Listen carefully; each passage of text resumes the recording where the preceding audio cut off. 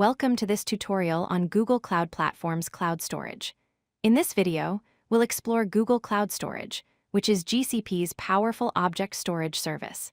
This is Google's equivalent to Amazon S3, and it's one of the most important services you'll use when working with Google Cloud Platform. Let's dive in and learn how to store and manage your data in the cloud. Cloud storage is Google's unified object storage service designed for both developers and enterprises. Think of it as a massive digital warehouse where you can store any type of file, whether it's images, videos, backups, or application data. It's specifically designed to be GCP's equivalent to AWS S3, which means if you're familiar with S3, you'll find many similar concepts here.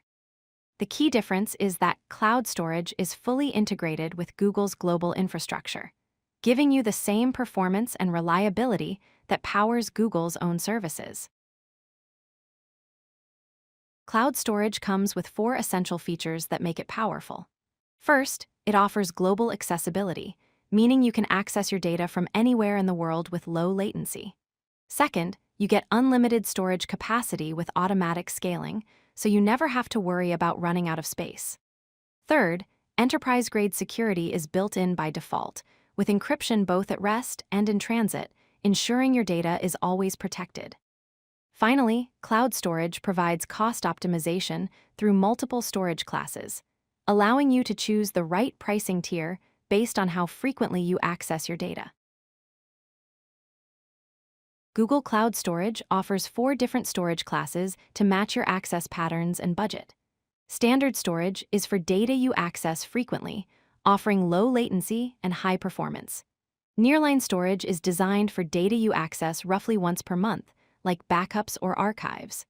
Coldline storage is for data accessed once per quarter, perfect for disaster recovery scenarios. And finally, archive storage is the most cost-effective option for long-term archival data that you access once per year or less. Choosing the right storage class can significantly reduce your costs while maintaining the performance you need. Let's understand the fundamental building blocks of cloud storage. First, we have buckets, which are containers that organize your objects. Each bucket must have a globally unique name across all of Google Cloud. Second, objects are the individual files you store, treated as immutable data along with their metadata. Third, object keys are the unique identifiers for each object within a bucket, similar to file paths. Finally, metadata consists of key-value pairs that store information about your objects, such as content type, creation time, and custom attributes. Understanding these concepts is crucial for working effectively with cloud storage. Let's look at how to create a bucket using the gsutil command line tool. The command is gsutil-mb, where MB stands for make bucket. You use the -c flag to specify the storage class, such as standard. The -l flag sets the location, like a central one. Then you provide the bucket URL in the format gs://mybucket. This simple command creates your bucket with the specified configuration. The gsutil tool is powerful for managing cloud storage from the command line, and it's included with the Google Cloud SDK. Once you have a bucket, uploading files is straightforward. To upload a single file, use gsutil cp, followed by the file name and destination bucket.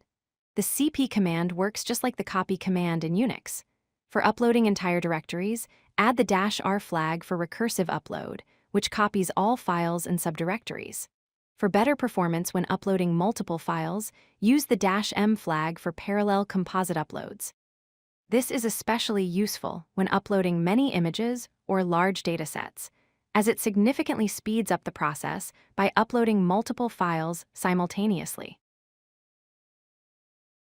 Cloud storage provides 2 main methods for controlling access to your data. The first is IAM, or Identity and Access Management, which provides bucket-level permissions using a uniform access control model. IAM is role-based, meaning you assign roles like storage admin or storage viewer to users or service accounts. The second method is ACLs, or Access Control Lists, which offer object-level control for fine-grained access management. While ACLs are a legacy method, they're still useful when you need different permissions for individual objects. Google recommends using IAM for most use cases as it's simpler and more secure. Lifecycle Management helps you automate object transitions and deletions to optimize costs. You can create rules that automatically transition objects to lower-cost storage classes as they age. For example, you might move data from standard to Nearline after 30 days and then to archive after 1 year. You can also set rules to automatically delete objects after a specified age, which is perfect for temporary files or logs that don't need to be kept forever. These conditions can be based on object age, creation date, or other criteria, giving you powerful automation to manage your storage costs without manual intervention. Cloud storage is versatile and supports many different use cases. You can use it for static website hosting by storing your HTML, CSS, and JavaScript files and serving them directly from a bucket. It's excellent for data backup and archival, especially when combined with lifecycle policies that automatically transition old data to cheaper storage classes. For media streaming, cloud storage can store and serve videos, images, and audio files at scale with low latency. Finally, it's widely used for big data analytics, storing massive datasets that can be directly queried by BigQuery or processed by other Google Cloud services. These are just a few examples of how cloud storage can power your cloud applications. If you like this video, hit that like button and don't forget to subscribe. Visit codelucky.com for more such useful content.